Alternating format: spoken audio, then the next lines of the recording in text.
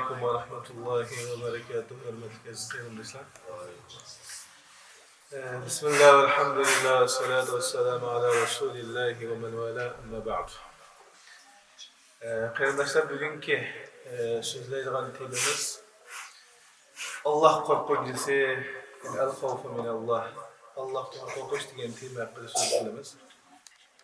Yani qarindoshlarning kayfiyatini sal tanışış uchun o'sha haqda bir qiziq gaplar bilan ishkini qilib o'tib ketilamdi. Shu qariyalarimiz qiraat o'qiyotgan shu tarafida Qur'onni xatm qilib, mana shunga o'xshash o'tgangi zamonlarda, ko'ni zamonlarda bir qari arab bo'lgandagi oyatlar tarjimalaridan biridan ma'lumlarni o'rtaga chiqib toza Qur'on o'qiyotibdi. Taha suresini o'qib, Allah subhanahu wa ta'alaning Musa alayhissalom Qur'on xitobi bor. Sen shu asani sehrgarlarning oldida tashlasan fa iza hiya hayyatun tas'a. Shunda tashlasan, shu tashlarga vaqtida Musa alayhissalom shu asani tashlagan vaqtida bu asa bir yo'g'on jilonga aylanadi. Jilonga aylanib shu yer Musa alayhissalom qo'rqqan bir yeri bor. Qo'rqqan vaqtida Allah subhanahu wa ta'ala qala xuzga va la taxaf. Qo'rqmay tutiver. Biz uni boshqa asli qaytarib o'tamiz degan oyat. Mush oyatni o'qiyotib, shu Imom Mahmudning taza shu shunda qarasa fa iza hiya hayyatun tas'a qala deb to'xtab qoldi. Qarasa oldida bir to'la jilon paydo bo'lib qoldi. Yezug'an degan, yo'q jilonni birisi shunda chiqib turgan degan, qo'rqib ketib, qo'rqinchi degan yomon narsa. İnsanı kontrol qilmoqchi uchun bu qo'rqinchi. Shuni mana qo'rqiblar jimni ketib qolganiga keyinda luqma yozganlar bor. Xuzha va la taxab, xuzha va la taxab. Qo'rqmay tutiver deb.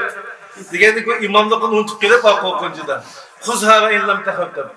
Qo'rqmasan sen kelib tutib qaqad. Shuna o'xshash, bu qo'rqinchi deganni insonni kontrol qilib olsa, ayda xavfsizlanadigan bir ish. Yani yeni bir bunun münasebet yeni bir kızıkış var. Yani bu şu davetçi ulamalar, davet cemaatleri degendek, o cemaatler yapılganlar için bu kızıklık yapılıp, keyfiyatlarını tanışıp, onun kendi temaları bir kırdığı bir kaidelerim var. Bu sahabalardan bizden. Şu en bir vakalikte bir jutta eski bir adam var. O cemaatteki, meğerdeki adamın o bir kovulge var. Bir gibini çıkıp kılmaydı ki. Özüm sen eskerek micazi var dedim ki. Bunu onşap bulanmay bu adamda çoğunluğu. Şu çoğunluğuna mesleğet kılıp, o adamın korkusu küydep kalan, imam kılıp koysak, imamın vazifesi iyi olgandaki yolga kirip kala, şunun olan birge cemaatın namazda ehmiyet verilgan bulup kala dep imam kılıp bu adam. İmam kılgan kişide karab bereketli okusa, karısı örtüğen, rukuğu vaz kendisi rukuğu vagan, secdegi var. Oy bu boludu aşkına. Bu talat birden qo'llab çünkü hem benim şey yıkıp qilsam bo'lar ekan emasmi deblar. Ikkinchi hareket kelgan vaqtda rukuga berib hammadan ruku qilib qo'yib talashib o'tiribdi. Chunki unda qo'rqqandan keyin beshini ko'tarmay hammamiz rukuda turg'udik. Shuni talaga chiqib o'rinda to'xtasa bir ayol shunda avaylab jugurib g'ijirlab kelib nim bo'ldi desa, mening yo'lishim masjidga ketgan, jiddiy bir ish bo'lib qoldi, topolmadim, masjiddan chiqmadim. İran'ın ismini öğrettik yani Arap'ta kuniyet kılır. Abu Ahmed de. Şunu olan ayetler Abu Ahmed ente vahdek semiyallahu limen hamide dedi. Yani Abu Ahmed sen fakat da semiyallahu limen hamide layıksan çıksan onu demek yani o korkunç insanlar bir insanı kontrol kılıvadığım geldi vallahi.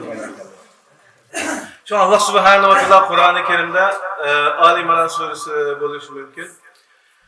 İnnemâ zâlikumuş şeytanu yuhavvifu evliyâehu ve lâ tekâfûhum ve khâfûni in kuntum mu'minin.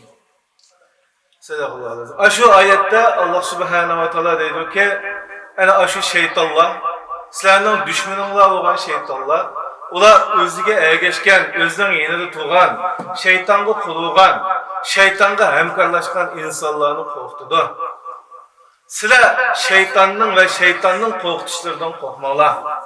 Sizler mümin bo'laversanlar, mana mendillam qo'rqinglar da Allah subhanahu wa ta'ala bu oyatda ogohlantirib qo'ymoqda. Ana unda qaraydigan bo'lib qolsak, har birimizda biz Allohdan qo'rqamiz. Allohdan qo'rqishga namoz o'qiyotimiz, Allohdan qo'rqishga ibodat qilyapmiz, Allohdan qo'rqishga munda qilyapmiz. Biz taqvo mu'minlar deydigan gaplar har birimizning og'zida bor va davosin bo'lishi mumkin. Biz shunda qarab boqadigan bo'lsak, biz mu'minlardagi chekinishlar, mayli ibodatiy jihatdan bo'lsin, mayli da'vo jihatdan bo'lsin, mayli har jihatdan chekinishlarning hammasi nima desa, ana o'sha shaytonning qo'rqitishlarining keyniga kirib qolib ketgan. Shayton har vaqt bizni har xil narsalar bilan vasvasaga selib, bizni har vaqt keynimizga chekindirishga urinadi. Chunki shaytonning vazifasi mu'minlarni Allohning yo'lidan yiroqlashtirish.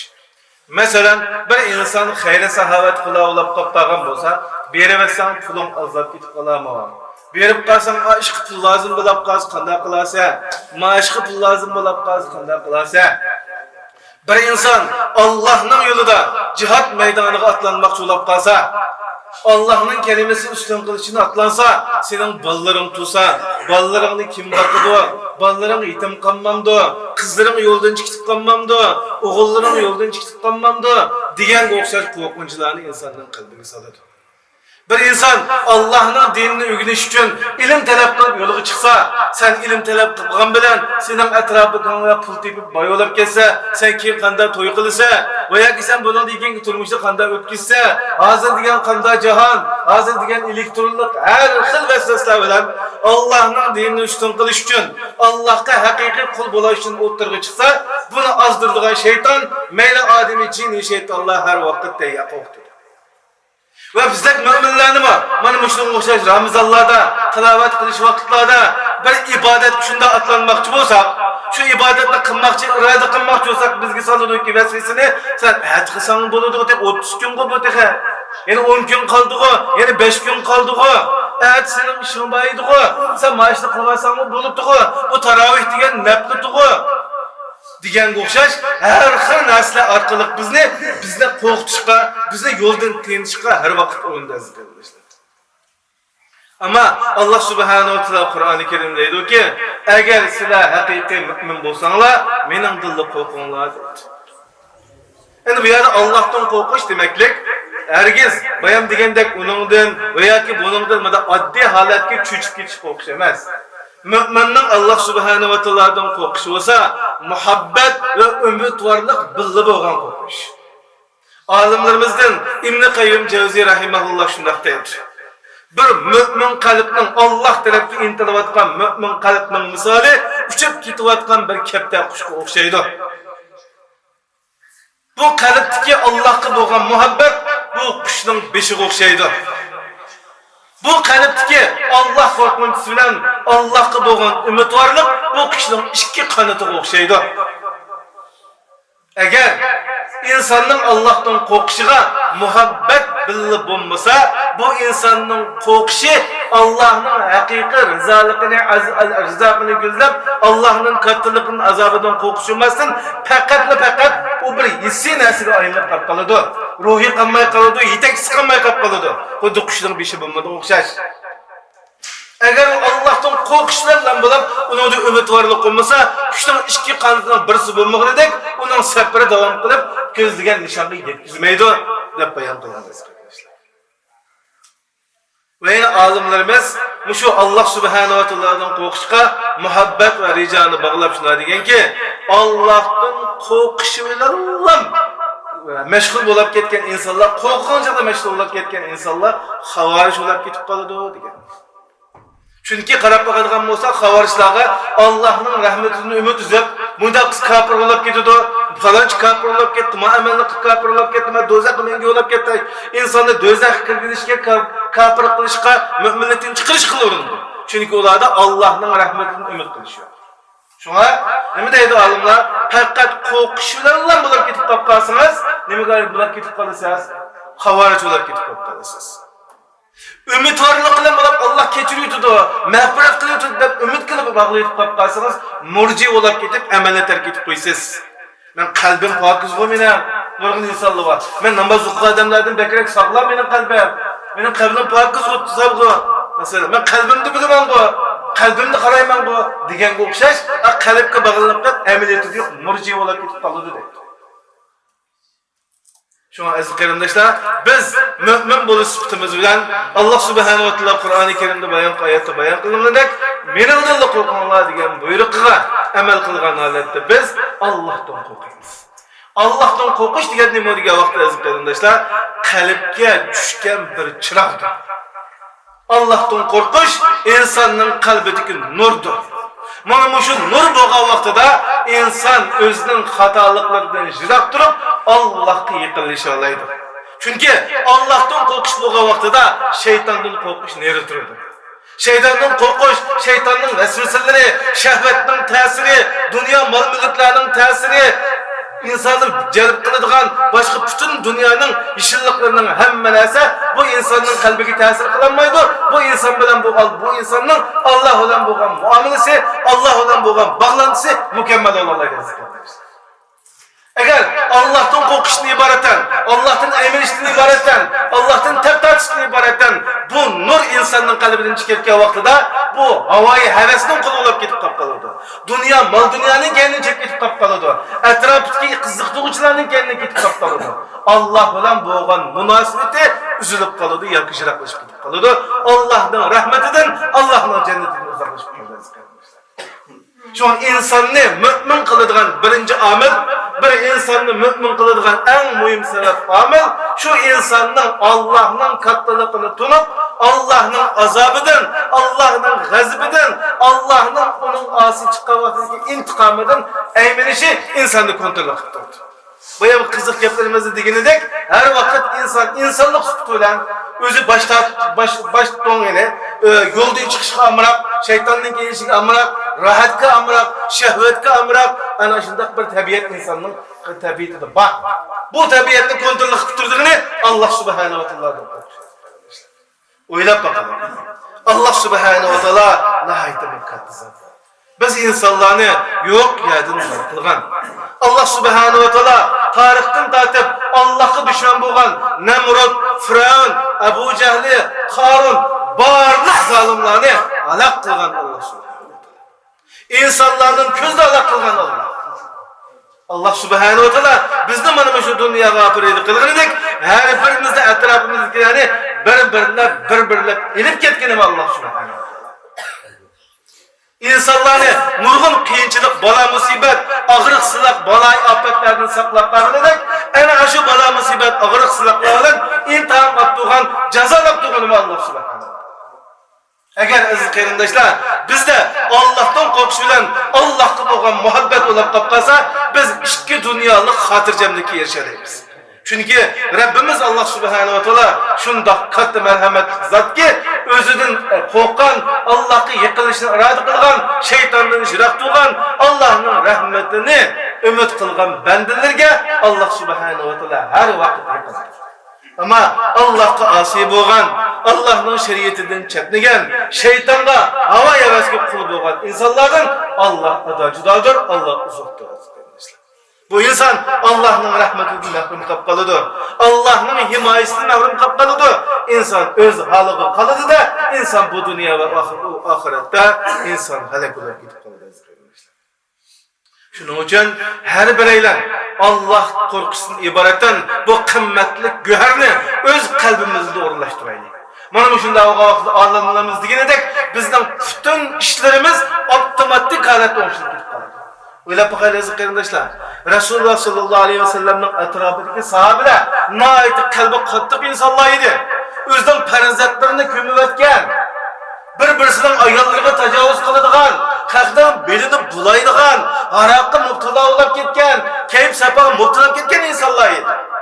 Ama Allah korkunçsi iman ularning qalbiga kirgandan keyin bular boshqa bir insonga aylanib ketib qoldi. Menen Abu Bakr Umar radhiyallohu anhu Umar radhiyallohu anhu jangi var, qalbi qattiq inson edi islomda.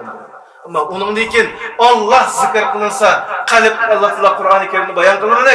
Mu'minlarga Allohning oyatlari o'qilsa, ularning qalblari titrab ketadi. Qalblari Alloh tarafga mayl bo'lib ketadi. İmanları ziyad bo'lib ketadi degan oyatni o'qimoycha shu sahobalar Alloh tiliga ilinsa, har vaqt o'kirib yig'laydigan. Jig'idin o'zini tutib ololmaydigan, jig'idin gap qilolmay qolib qoladigan, o'zini kontrol qilolmaydigan bir insonga aylanib ketib qoldi. Ularning axloqlari ilgirki ahvol yo'q. Uning dinki ahvollari ta qiyomat kunigacha bizga dastan bo'ladigan. Allah Qur'oni Karimda tilg'ab turib, Allah ulardan rozi bo'ldi. Ular Allohdan rozi bo'ldi deb Allah Qur'oni Karimda bayon qilgan. Ana shundoq bebaho, qimmatlik, ulgulik insonlarga aylanib ketdi. Bu aylanadigan narsa Allah bilan bo'lgan bog'lanchisi, Allah qo'rqinchisi qarindoshlar. Bu yerda deganimizdek, Allah qo'rqinchisi bizning qalbimizda bo'lsa, har qanday vaqtda biz ikki dunyo baxtsizligiga erishishlar birga boshqa bir insonga aylanib qolamiz. Shunda biz bir xatolikni, namozni shunda kechtirmoqchilik, "Voy, bu Allah meni ko'rib turadigan tursa, Allah va namozni menda vaqtda o'qi deb farmon qilgan tursa, bir qarindoshimizning qiyinchiligini ko'rgan tursa, Allah subhanahu va taolo bil birri va taqvo, bir-biringlar bilan hamkorlashinglar degan tursa, men buni yolg'iz qo'ysam qanday bo'ladi? Allah ustimda ko'rib turadigan tursa, agar qiyomat kuni Allohning oldiga borganda, men namozdan vaqtini hech o'qimadingiz nima deyman? Men qarindoshim uchun hech yordam qilmadingiz nima deyman? Men gunoh ma'siyatni buzib turib kirib qildingiz nima deyman? Deb bizning adab axloqlarimiz, muomalarimiz xalqning haqqini yeb oladigan, xalqning g'aybatini qiladigan, xalqni tuvan ko'radigan, xalqni haqorat qiladigan, xalqni masxara qiladigan, boshqalarning haqqini tajovuz qilib qoladigan, avlodlarimizga zulm qilib qoladigan, ayollarimizga zulm qilib qoladigan bu shillatlarning hammasi avtomatik holat bo'ladi. Chunki biz shuni bilib yetamizki, Alloh ustimda ko'rib turadi. Mushu xato ishning hammasining cho'qim jazosi bor deb to'naymiz. Allah subhanahu va taolo ana shu orqali bizning qalbimizga qo'rqinch silish orqali Allah subhanahu va taolo bizning ishlarimizni tuzaydi. Shunga xulosalab aytgan vaqtimizda biz har vaqt Allah qo'rqinchini qalbimizda lozim tutamiz.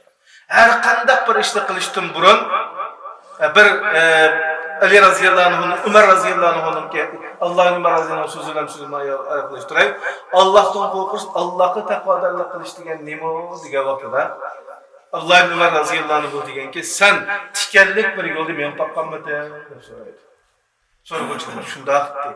Unda o'z qanday bo'lsa, yengimni şu işlerden kuşlarını takıp obdan katlı bitip nahayet tirişçanlıkla dikkatle avayla hareket kılma degende Allah'tan korkuş takvalar degenden aşında buldu. Sana verilgen bu amanet hayatta Allah'ta her vakit sadık olup nahayet dikkat kılıp her bir işine dikkat kılıp her bir sözüne dikkat kılıp her bir muamelene dikkat kılıp her bir faaliyetine dikkat kılıp mana bu işe kılsam Allah razı bulamdı yaxşı göremdi deb hareket kılışın Allah'tan korkuş Allah'a takvadarlık kılış deb yapılırız kardeşler. Şuna Allah subhanahu ve taala her birimizden kalbige Allah korkunuzu müstehkem kılsın. Şu Allah korkunuzu arqılı bizden barlıq işlerimizde Allah subhanahu ve taala tüzüp gayet sağlam müminlerinin katarından kılsın. Bizni Xitay zalimlerden emas Allah'tan korkuduğun müminlerinin katarından kılsın. Bizde kembegallikten, tüvellikten yoki addilikten korkuduğun emas fakat Allah'tan korkuduğun müminlerinin katarından kılsın. Şeytandan emas fakat Allah'tan korkuduğun müminlerinin katarından kılsın. Her vakit cengi var turduğun, Allah'ını yaxşı görüdüğün, Allah'ın azabından korkaydıgan, Allah'ın cennetini ümit kılıdığın, hakiki muttaki müminlerinin katarından kılsın. Allah subhanahu wa ta'ala mana bu Ramazan'da kılgan barcha salih amellerimizin sebebi tufayli bizni hakiki salih Allah'ı yaraydıgan, Allah'ın aldığı verip Allah'ın cemalini görelaydıgan, Allah'ın cennetine müyesser bolalaydıgan mümin haleti yaşap, mümin haleti Allah'ın aldığı baralaydıgan müminlerden katarından kılsın. Ahiru da'vana elhamdülillahi rabbil alemin.